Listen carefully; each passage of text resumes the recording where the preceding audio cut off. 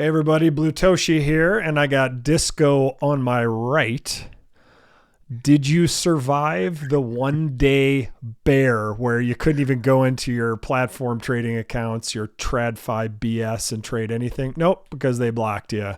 That and more on today's show. This is Decentral Lens, distilling the crypto news you need to know and why.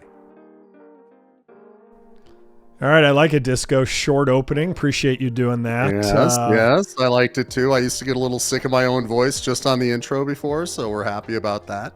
Yeah, we went from like 15 seconds to like 4 seconds. But what a week. You were out of town last week, but you came home to an interesting day. What the market dropped, I think 2.5% last Friday, and then Monday felt like it'd be labeled like a Black Friday. I think it was one of the biggest declines in the last, 20 years. And now it's gone. We're here and no base case has changed, nothing significant. The only thing you have is still the desire to have more cash in the couch that you could apply. I mean, not speaking for everyone, but speaking for myself. And I thought it was really interesting. You had the traditional markets, I think like the top or, 5 of the top exchanges went down literally during that day and especially overnight and all that stuff. And it looked like we were just the solid soldiers. Like we've seen this before, this whole space. It's like, we didn't go down. We kept rocking. We kept going. We didn't panic, and it was like, kind of like, yeah, take a little taste of this TradFi, guys. Like you're going to be okay. Don't panic and just be cool and make it go. So it was really interesting to kind of watch all that play because anyone I had interfaced with, it just seemed like there was a general kind of sentiment for the folks that have been in the space for more than a minute. Like, dude, it's okay. These things can happen, and it's not, Bitcoin's fault or anything, crypto specific. So it was interesting to navigate. Yeah, for sure. Well, you just pretty much summarized our take for the entire show, so I appreciate that. I appreciate you speed running everything. But yeah, I mean, what a crazy day. I mean, you're a Bitcoin top of last cycle 2021 guy. Like, what you told me in our pre-show kind of blew me away. Like, were you worried at all on Monday when it felt, because Friday was down, you were out of town, and then Monday it felt like the sky was falling. The market was down 3.5%. Bitcoin was down, I think 15%. It dipped down to like 49. Like, were you worried about that at all? No, and I don't know how to articulate this correctly, but I feel, and I love the image for those who can see, but I feel as if I almost graduated to be more of like, I don't want to say a multi-cycle guy now or anything, but I feel as if I could draw on perspective from my time in the space. And I feel like I'm not necessarily an underclassman at this point. It's like, oh, okay, I get it. So I kind of feel like I'm more of like, further along where I'm not going to fall for that. I'm going to look at it as an opportunity. And then I'm also going to realize, hey, just because there's an opportunity, I'm not going to go sell my car to jump in, and get more in there or whatever. So I kind of just steadied it and just waited and basically told everyone who was trying to get my goat, like, oh, have you seen that? Like, dude, it's going to be fine. This is an opportunity. You should jump in. So I feel as if, I don't know if I got another, badge on the arm or something, but I would kind of pat myself on the back for it because it was just like, dude, this is just fine. It's nobody's fault. Yeah, that's huge. I think that's a huge take because it takes a while to not be panicky. We did go from last year when we started this podcast, we were 19, 20, 21 on Bitcoin. ETH and Solana were way lower too. Like it's been a big change. We're back in the, what are we at? We're mid to high 50s. Yeah. So it has dipped. And, when the ETFs went live in January, it was at, I believe it dipped down right after to 49. I'm still up there because with, it started at like 56 and then it actually dipped like a couple days later. Because when I had to get out of Vanguard to go to Fidelity, everything had dipped quite nicely for me. But, I'll admit, like, I dollar cost averaged in. I wish I had done my DCA Monday, but I did it on Friday where the market was down, but I don't think Bitcoin was. So I think I bought my last little tranche in the retirement account at like 63, but I'm not worried. And I did try and log in to my trading platform on Monday, and it was down, and we'll get to that story in a bit. So I did go to the app, and the app appeared to work. I did not try and make a trade. I was debating whether to buy a little more Bitcoin that day. Obviously, in hindsight, I should have, but I guess also like I wasn't worried about it. I was like, I could do it. But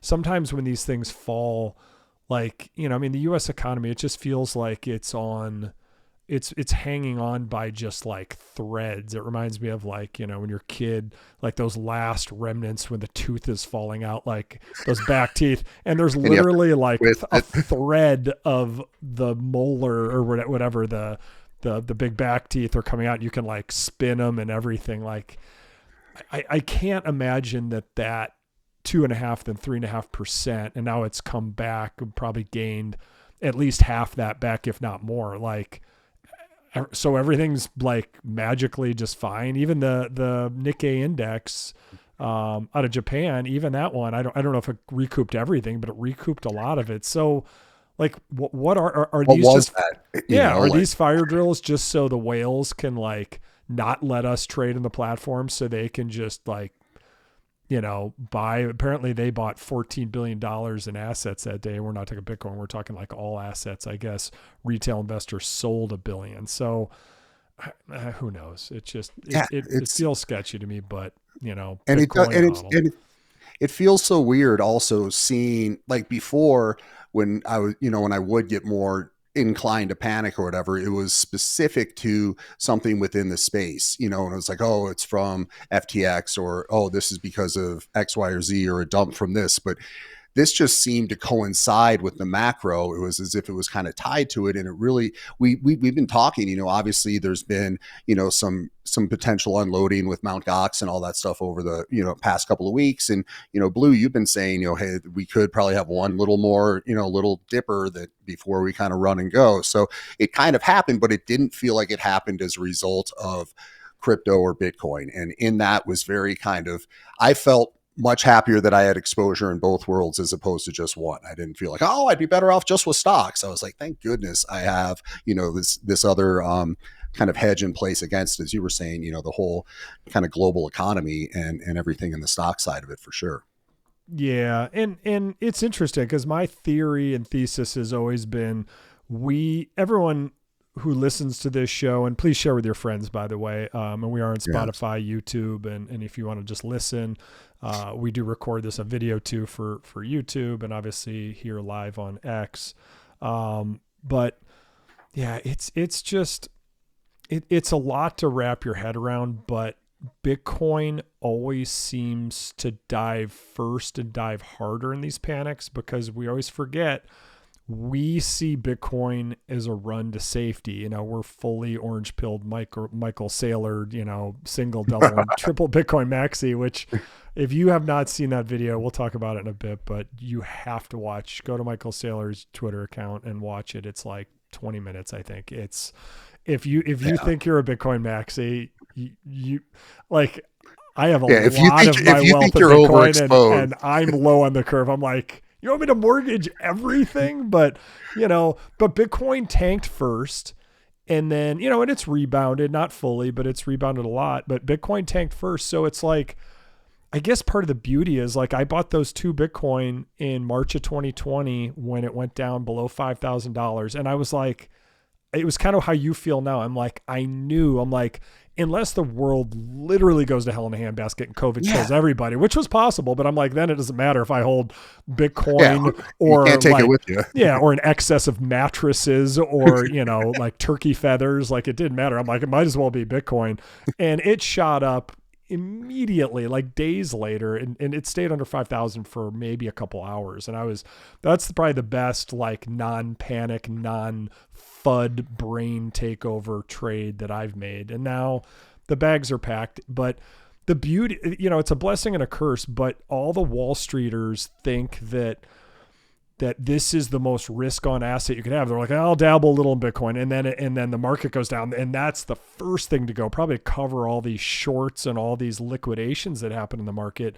But that also, it sucks for us because they have more money than us, you know, we OGs, but it's good for us because, and I don't know if this is always going to happen, but is it always going to have a massive dip bigger than the market where you could be like, they're panicking because they'll be back, Exactly. I don't know. And you go back to all the, toothpaste back in the tube and everything like that. And, none of those factors have changed. And that's how I look at it. I think you're 100% right. You could almost benefit from the overreaction if you have, just belief that it's going to go back up. Because I was telling, whoever was at my lunch table, I was like, listen, this is the chance if you want to get in, because it's going to go back up within a day or two. And sure as heck it did. So, it's almost something you can kind of set your watch by now. And I'm sure smarter people than I have figured out, algo trades and things like that to be able to take care of that. And with the influx of more of the traditional finance folks, I'm sure that's going on a hell of a lot more than before. And,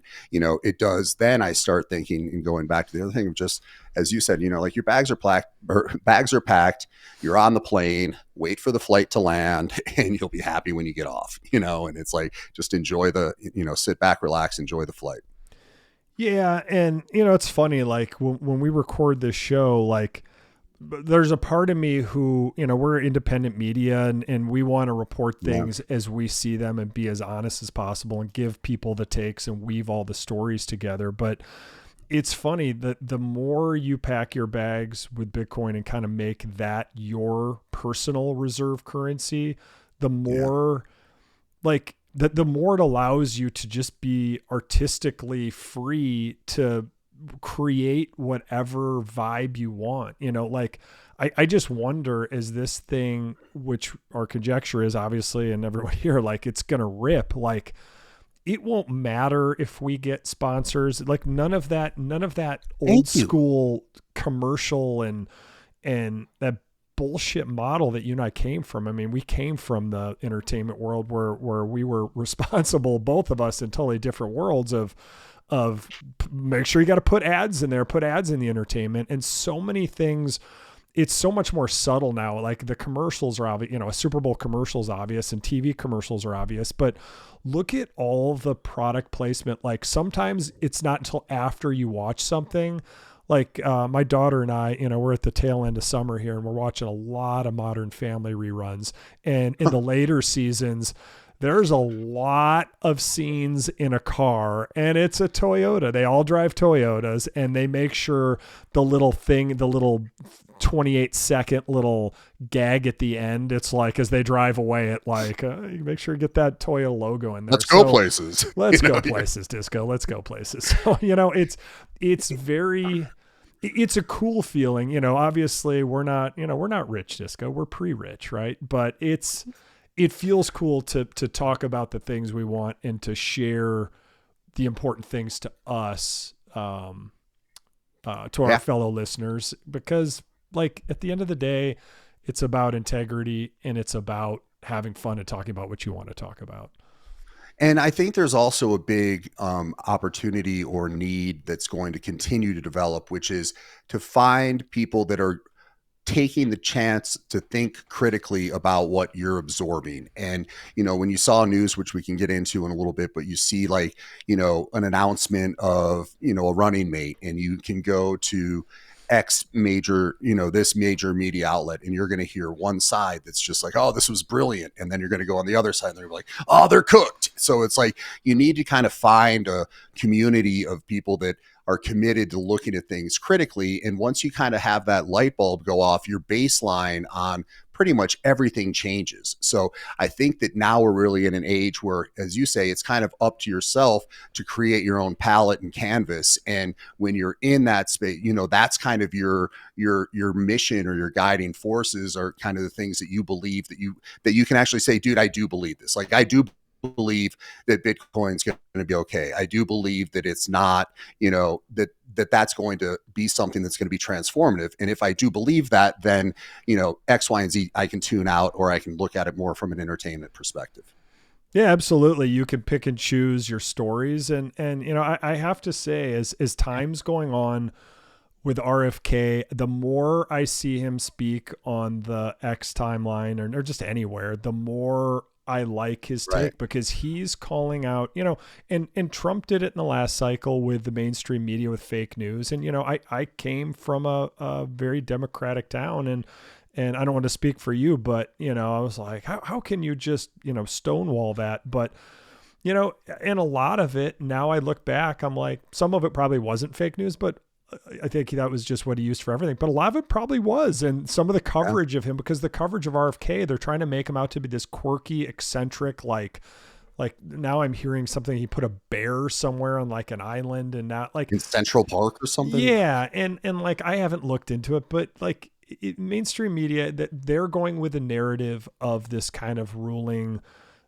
class behind what's going on behind the government. And it's just like, we can see under the curtain now. And, you know, I'm probably going to vote for him. I don't know if he has a chance, but I like what he's saying. You know, we'll get into the political stuff, but my God, there's just, there's so much. I just think, I mean, just looking at the RFK side of it, it's unbelievable how little mainstream coverage that he gets, you know what I mean? And it's like, you really see that there really are, you know, some sort of guardrails in terms of what gets picked up and why and who's behind it. And, you know, I really think that there's an opportunity for, you know, independent media and, you know, unsponsored media to have a voice and be responsive to their community, as opposed to, you know, kind of the mandates or the talking points that appear to be kind of fed down and kind of filtered out. Yeah, 100%. So let's get to, this is good. I mean, like there's a lot. Just for everyone, we weave out all the stories together because everything is so tied together right now. And, you know, it's maybe fundamentally it's a decentralized story. It's fundamentally it's a Bitcoin story, but fundamentally it's all about us. And it's not a red thing. It's not a blue thing. It's now an orange thing. You know, I think we'll skip around today because we kind of went to the politics kind of before what happened on Trading Monday. But Let me show you this. This is such a great little, so there's a guy named Troy Cross, and you've got to check out this post. It's, the TROCRO. So that's his Twitter handle. Let me just show you this. This is pretty fascinating. So speaking of politics, like just look at, they did a study basically on political orientation of crypto holders. And we talked about it last week and you had mentioned you wanted to see the chart. And I think it's very apropos for what's going on with Kamala Harris picking her VP. Clearly those guys they're not in the crypto camp at all, but now these billionaires are coming in. But just to set the kind of baseline for what we're looking at, I think a lot of us, you're actually gonna have to duck out of the way here. But the on X and everywhere, it's been said that, you know, it's more conservative, it's more Republican for Twitter and for crypto people, and that's simply just not true. They did an exhaustive study, and what we're finding is behind me is liberal. Just so you know, I try and move, but I'd have to like move my whole chair. Hold on, can I do it? Yeah, it's so it's super. The owners are orange, the non-owners are gray. For those who aren't looking, basically the political orientation based on Bitcoin ownership, neutral. So basically in independents are by far for holders and non-holders the highest.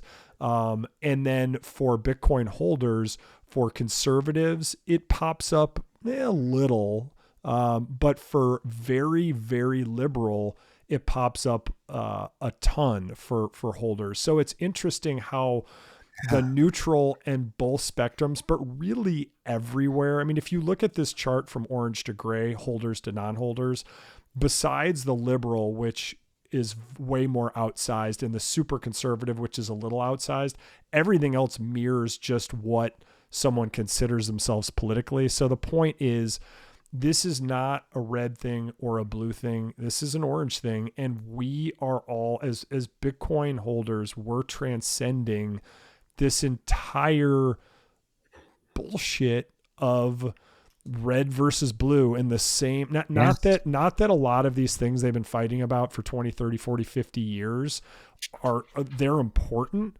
but some of them are so played. And it's just like it's almost like they got them to dig in on these. And finally, where we are as Bitcoin holders, I think whether you're on the far left or far right, or if you're more neutral like me, just trying to get a candidate who's going to be honest and speak the truth and try and be somewhat fiscally conservative, but socially like accepting of people, which there's really no party for that, right? Maybe RFK represents that the best, like just trying to unveil stuff. The net is that Bitcoin holders are everybody, and they're transcending politics entirely.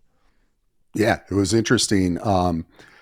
Yeah, you started to see some news out there this week. The chief legal officer for Coinbase, had a plea, basically on X saying, let's not make this partisan. Let's try to not make crypto just a partisan issue. And in seeing this breakout, you can see the rationale behind that. So it's easy, as we've talked about, like with what you're fed based on your algo and your community, to be like, oh, well, everybody who isn't, conservative is anti-crypto or whatever. But we can see just from the owners that that's not the case. And then you have to also understand that the constituencies, from, local, if you're responsive to your local constituency, or you want to make sure that you can keep a longer career and you're a younger politician, you're going to, regardless of what party you are, you're going to want to be on the side that's going to win with crypto. So I think that it's real easy kind of knee jerk to be like, no, this happens there, and I was going through this thought. I was like, okay, if Harris wins or whatever, does that mean that crypto's cooked? And I'm pretty much sitting there now thinking like, dude, it's almost like it's got to the point that it's too ubiquitous and too big to fail from that perspective. And I don't think that anyone really wants to be on the line, down the road of being like, you were the one that stopped, this innovation from happening. So that's a fascinating we'll breakdown. see. I mean, the number one super PAC now is a crypto super PAC, and they are going against different folks. To finish off kind of on this point with orange transcending red and blue entirely, this is kind of the moral foundation profile versus ownership predictor. So in your super light, you've got the non-owning, non-crypto or Bitcoin owning liberals. The little darker gray circle is non-owning conservatives. If you'll notice, like for care, equality, perceived morality, utility, knowledge, trust, these things that they value so dearly, they're pretty much overlapping with each other, the liberals and conservatives who don't own Bitcoin. But what really stands out, and for those of you listening, just go to here, I'll give you the timestamp at like 22 minutes. Definitely check this chart out, or just go to the Trocro on X, TheTrocro, and look at this study. Basically, perceived morality, utility, knowledge, and trust pop way out for Bitcoin holders. So basically a Bitcoin holder learns that you can have like trust in commerce, and you can have knowledge and utility and this perceived morality. It goes way, way out, and care pops up a little bit too. So these moral things that a lot of us obviously hold dear, as you become a Bitcoin holder, it kind of sets you free, because you realize what can be possible as an immutable financial system where it's not controlled by these, this small consortium of fat cats who try and control everything. So Troy and his whole team and everyone who did this is such a great study. You've got to check it out. But again, the net is that Bitcoin transcends all political bents, and we are now a new orange party. We're in this together. Yeah. And the more you're in Bitcoin, the more that trust, knowledge, and utility and these important kind of moral compass things become more important to you as you go down that orange rabbit hole and learn. Yeah, it gets like going on like almost a thought exercise of like, you really hit on the red, blue, or orange, right? And is there potentially an opportunity, in cycles to come for orange, to almost represent that new, kind of cross party new opportunity. It's like we might have been a little too early this cycle, but I don't see why moving forward this central issue, couldn't be something that could create that other kind of outside of the system force, and ultimately be a manifestation of the decentralization notions and ideas that we really care about. So that would be, I would love to see that come to life, wouldn't you? Like, that'd be remarkable if we're looking at that. I think it is coming to life. I mean, it's happening. I mean, obviously we have to see how this election goes, but I mean, the tide is definitely turning.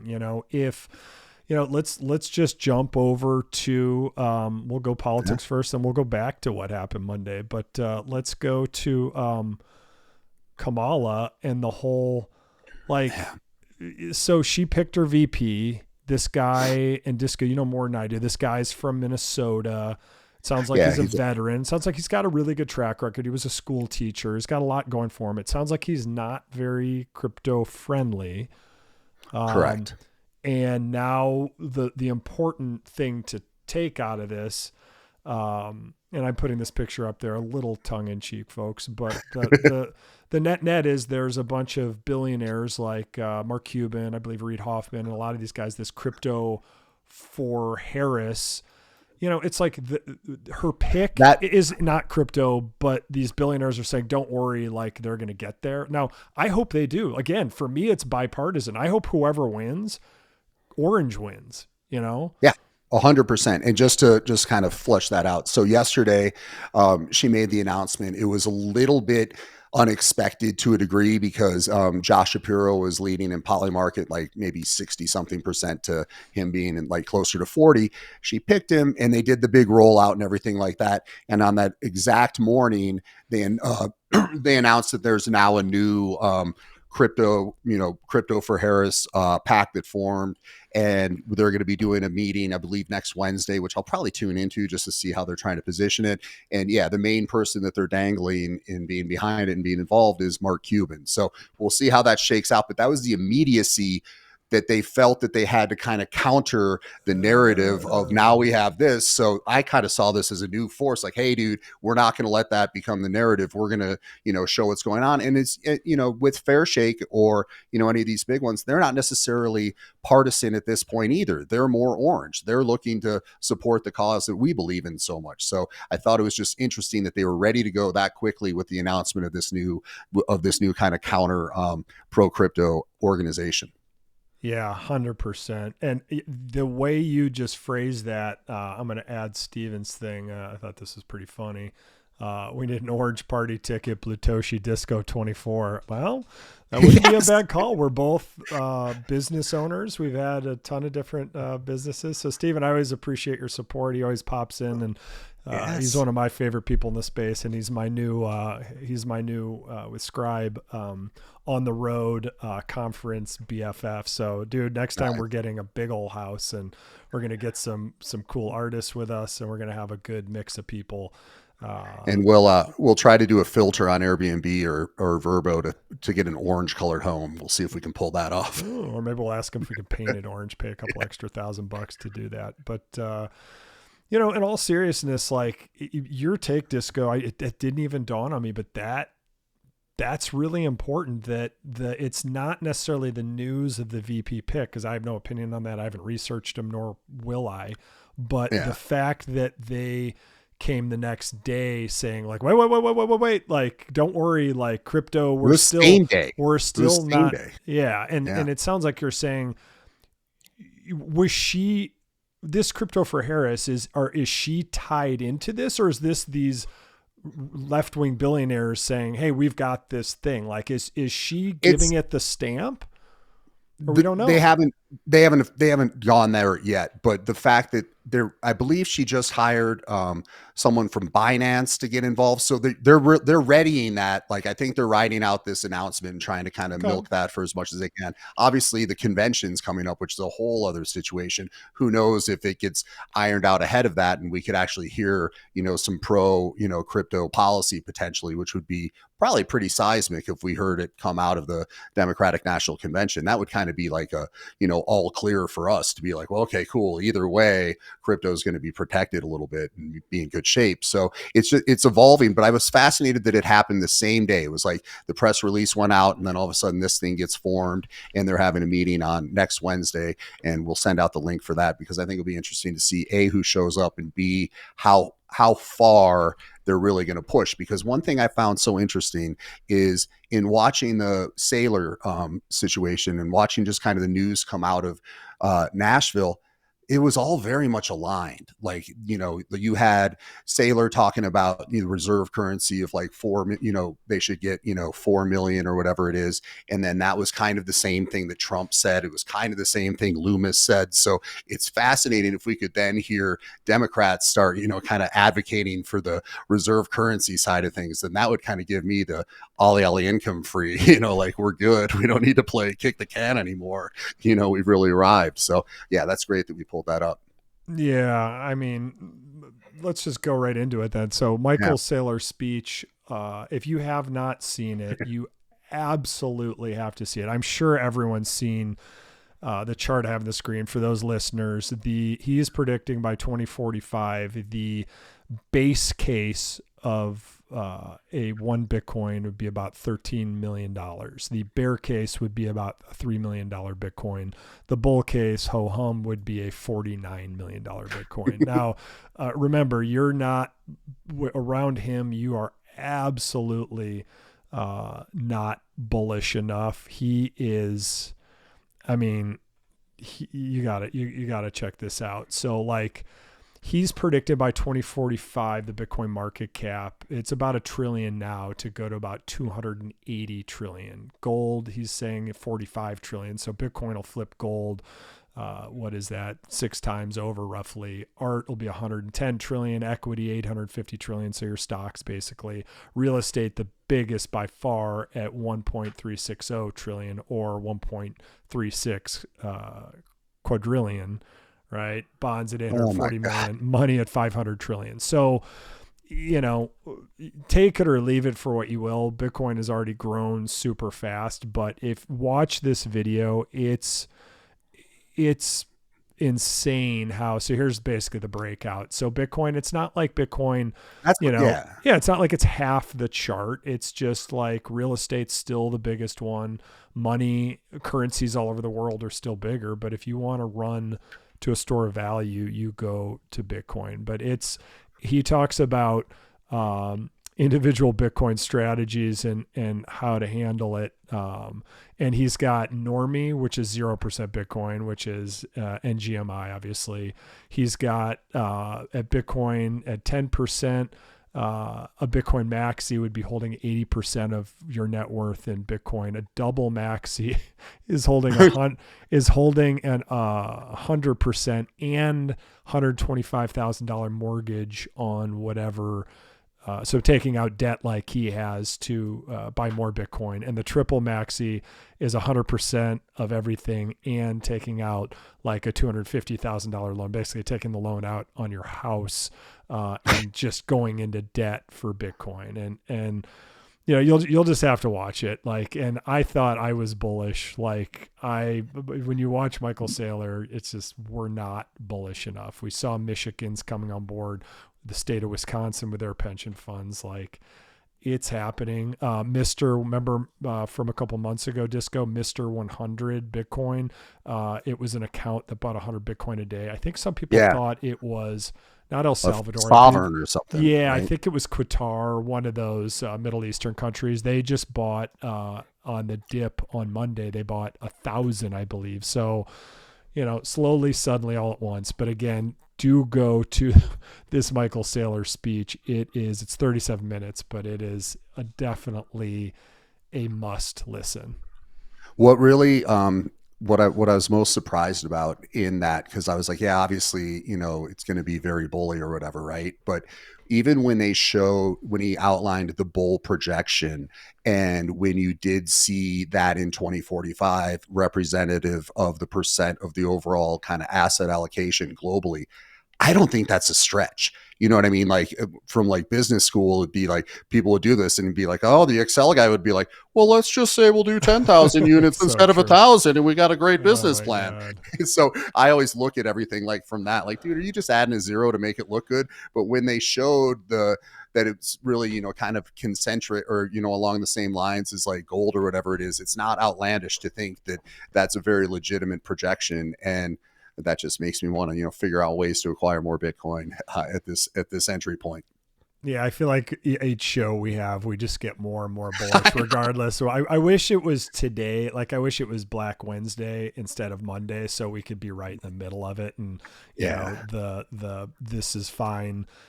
We could just have that fire up basically the whole time, like our little Peppo. But yeah. The longer you're in it, you know, it's been 10 years for me, the less you kind of worry about it, because I guess it starts to turn into a philosophy. Like you've seen a better way for it, base case, the store of value, but obviously to transact. And, you know, I guess that's a perfect accidental segue to topic 2. There it is. Hold on. We got to get rid of topic 3, get rid of topic 4. I got too many on here now. Let's see. What do I have up here still? There it is. Okay, perfect. So on Monday, yeah, I like that. So I added that text. But basically on Monday, Fidelity, Citibank, TD Ameritrade, Vanguard, and Charles Schwab, and E-Trade. And I think I left out a couple. Have you heard of these companies?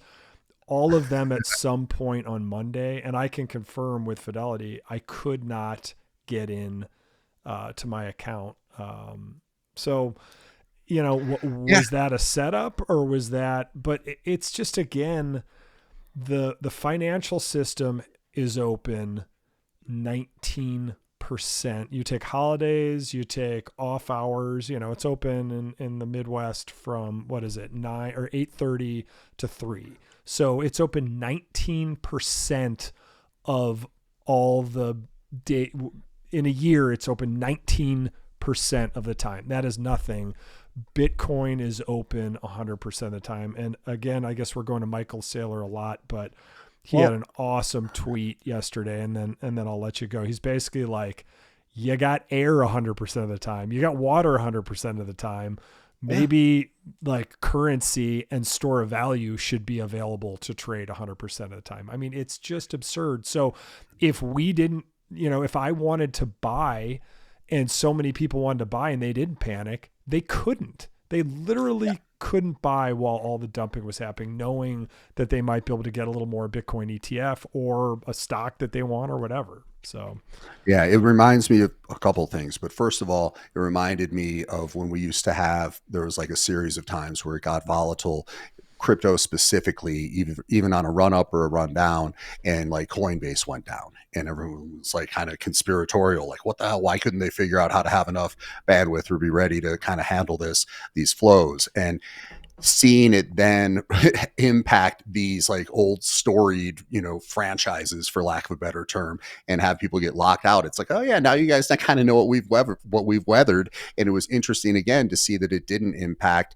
you know, the centralized exchanges that we deal with. But getting back to your point of the amount of times it's opened, I also think that what happens is once you start being able to transact with Bitcoin or with cryptocurrencies and you start doing that, you just also get so uber frustrated with like the settlement times with these. So even if you like do a trade with Fidelity, it's not instant. You know, you got to wait for it to freaking go. And then, you know, if you're trying to do a mutual fund or whatever, you have to wait till after it's over and it won't probably hit till the next day. So you're losing more real time than just when the market's technically open. So it just shows. And I know, I believe Saylor was saying this, which I agree with, you know, there's 20th century, things that are tied to the 20th century that just aren't relevant in, you know, kind of the new age that we live in. So once you kind of flip that switch and take the pill or whatever, it's so difficult to be like, dude, why isn't this settled? Why can't I get in there? Why are they blocking this? Why can't I do what I want? And it really makes you happy to have, you know, it makes me extremely happy to have just, you know, like a hard wall or a cold wallet that I can just be like, there's my stuff. If, you know, whatever I need to do, I can split and tap this in and go. So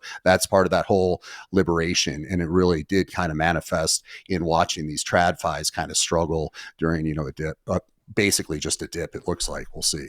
Yeah, I mean, they're just, again, there's to put a nail in the traditional finance coffin. There's just so much rust and so much, and you just wonder, because there have been high volatility days, like the fact that they were all down. Like, now I could see a lot of people trying to rush in and trade, and a lot of people probably rush in and check their accounts and probably don't even trade. So there's probably a huge spike in logins, but the fact that they all went down, it almost feels like those of us who have gone down the orange rabbit hole see it, and we're like, we've been calling it out, and we're like, we see you. And it's almost like it's gotten worse. The amount of very oddly timed downage for these things. It's almost like they're doubling down on not being accessible or blocking from our own money. And it makes you realize, like if I was retired and the most patient person in the world, I would go through every like TOC, terms of service, and just be like, what are my rights? Like, what do I actually own? Like, is my money in the bank, is it owned by me, or is it actually, is it like an IOU owed to me and it's owed to them? Like, I know with the FDIC, with banks, they actually have to pay you back, and with custodial firms, they don't. And that's what actually SAB 121, a lot of what it was about, to protect the consumer. But, I don't think it was, because they've already, as we've seen, have made exceptions for the big banks. So not only they're going to enforce it, for the smaller banks and the other custody houses, but for the big banks, hey, you're fine. So it's such a double standard. And that cartel, the banking cartel, is definitely, I mean, pharma, there's so many other ones that need to be broken, but the banking one is the one we focus most on the show. And it just needs to stop, and we need to vote with our money, and obviously for your mortgages and to pay your bills and to go, eat your Vienna beef hot dogs and delicious French fries and giant Coke. Like, you need, you don't want to spend Bitcoin on that. You want to spend cash, and you want to have cash on hand. But it just seems like progressively, the more we see the volatility in the market, we want to run to our safe haven, which is Bitcoin, which the big traders don't see as their safe haven. So there's this kind of like duality, or this paradox going on right now. And just to wrap it, if you look at that, it's just a complete representation of centralization and the potential of, hey, let's flip the switch. This is getting out of hand, and shut it down. So it was something to certainly think about when you see that happen. Yeah, 100%. All right, Disco, we're kind of flying through this stuff. I like it. We are cooking. So where haven't we gone yet as far as the news and kind of? Oh, okay. I'll go to this one really quick. Here's a little something. We haven't flushed Elizabeth Warren out of our collective, kind of consciousness. Her new one, she got some other people on board with her, and they sent a letter to the CFC or whatever, and it was asking for the prompt banning of betting on politics, aka that was the other poly market. Like, and she just can't get out of the way.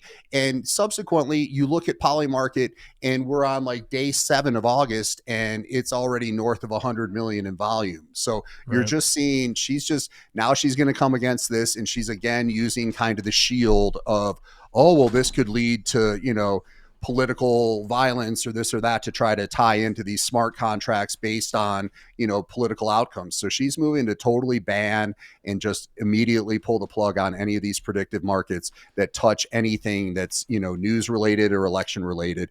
And I guess I give her credit for consistency. Like, she's going to try to stop anything at all times, but I really do feel like her voice is getting more squawky and more tuned out across the country, and specifically within the halls of Congress, where people are trying to maintain their power. So I just think it sounds irrelevant, but it was interesting that she felt the need to pen a letter and get some other folks to sign it. And it screams of like a last crawl for me.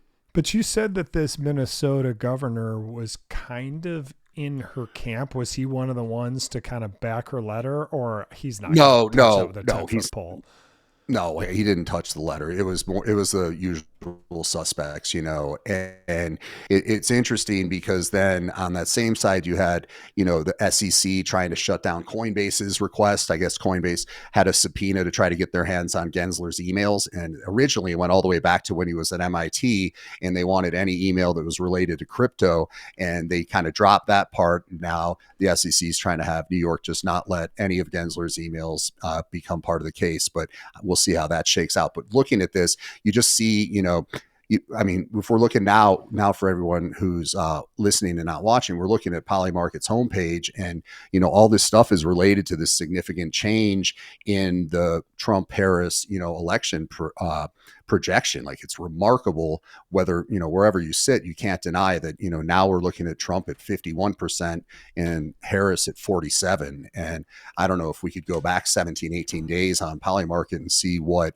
it was prior with Trump versus Biden, but it certainly has tightened things up, which then gets people a little bit more concerned about how's this all going to shake out and how's it going to impact our policy. Because it was a foregone conclusion 2 or 3 weeks ago that we'd be able to drill and do all these things, and now you got to kind of do this next test of, are we going to get this other potential administration on board with these policies that we're advocating for?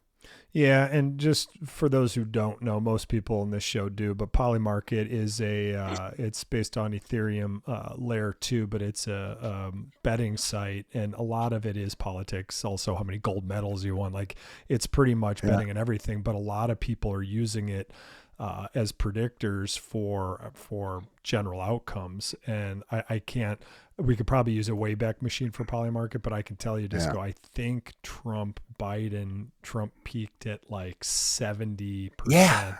And Biden was like 28%. And then I think Michelle Obama was 2%. Like, and the funny thing is, I think she's still literally on, there she is. She's still at 1% here. So I don't know if that's like a conspiracy theory. I'm guessing she has no desire to run, but it's just funny that she's still up there. But the gap has certainly narrowed, at least from the betting on that prediction.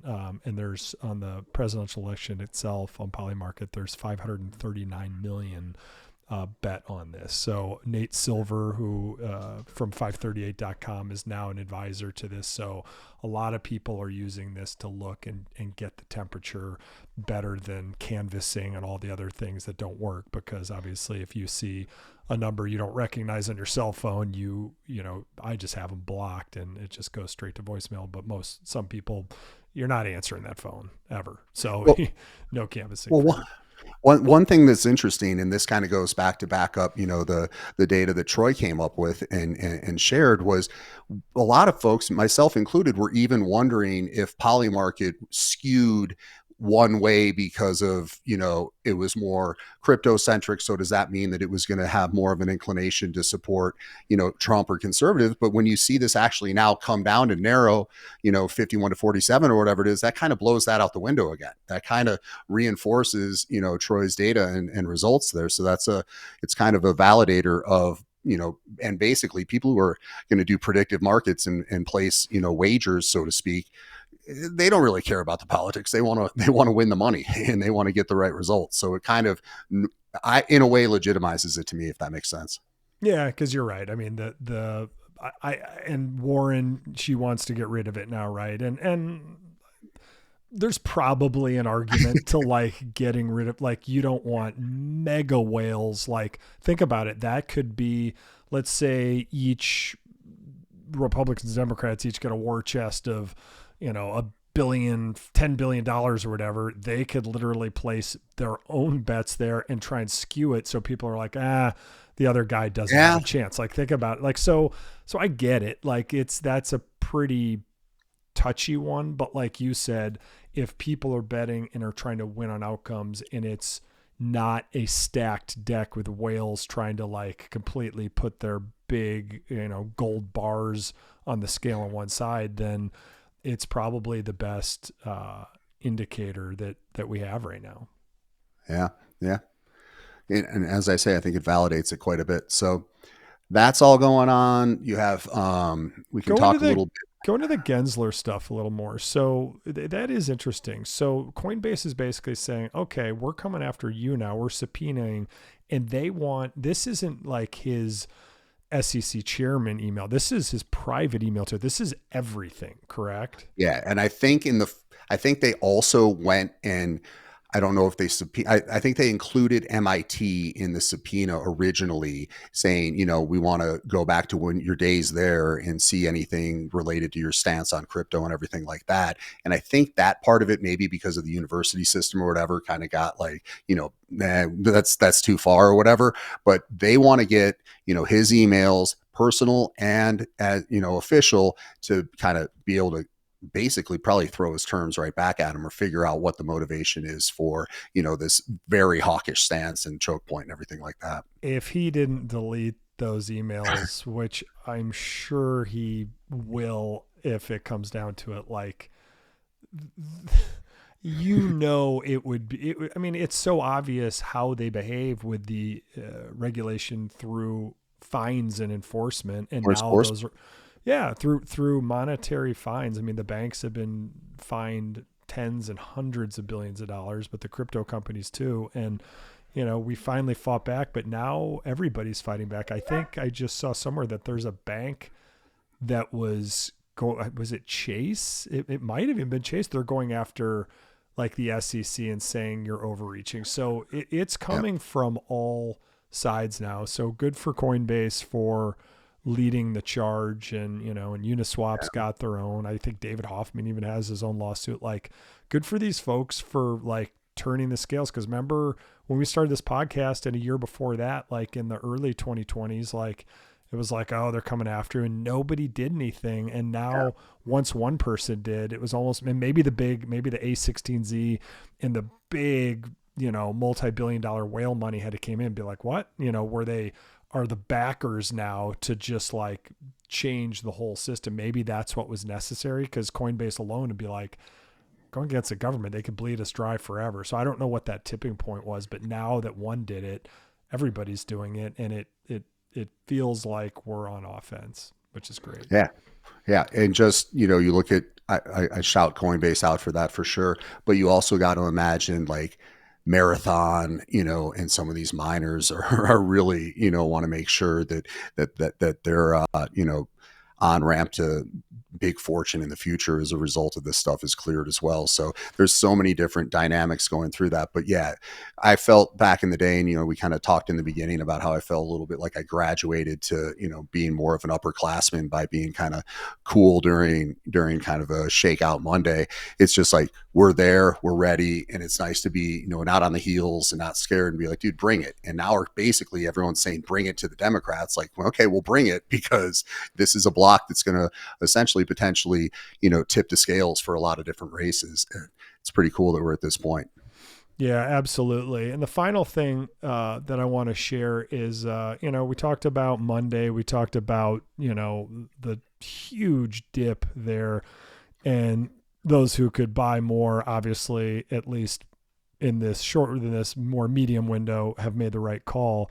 But the FUD is still there. This is kind of what I've been waiting for, but just an update on Mt. Gox. So, a third, nothing's changed since last week, but a third of the, whatever it was, 141,000 Bitcoin has been moved out.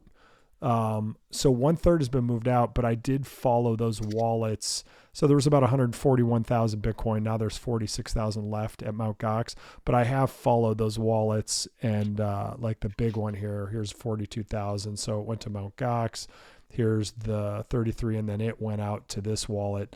That wallet has not moved it. So I assume some of these cold wallets that received tens of thousands of Bitcoin have not distributed yet. So as far as the Mt. Gox, like the FUD, even though 2/3 have been distributed from Mt. Gox, until that stuff gets distributed and we see the FUD there isn't over. But I mean, I know I think the max one of the platforms had was like 90 days to then disseminate it. So I think someone said like by October, all this will be flushed out. But so even though everything's moved out of Mt. Gox, the 2/3, they have not been moved out of the platforms to the individuals, I don't think. But so we'll see if that has an impact on price or if all the other market forces and the election and stuff counterbalances that and sways it the other way.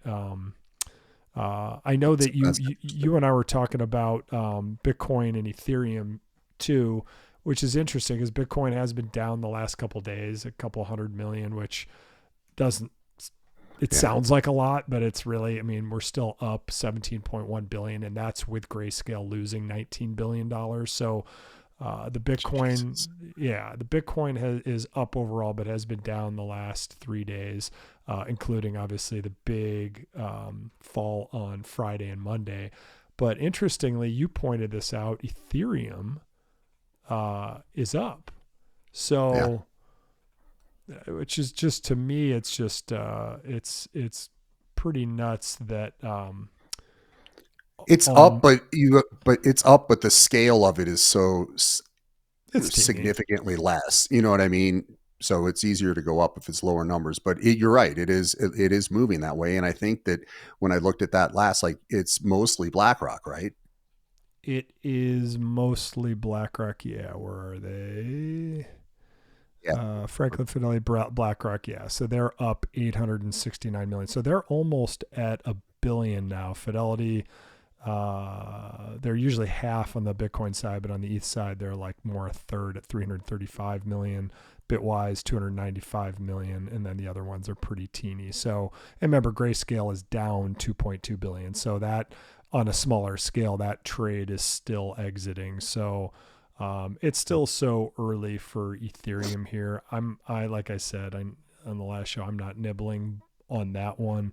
I hold plenty of bags of Ethereum, but it's interesting that Monday actually had an inflow with BlackRock getting 50 million, which on the ETH side it's way smaller scale than Bitcoin, but it's still worth bringing up.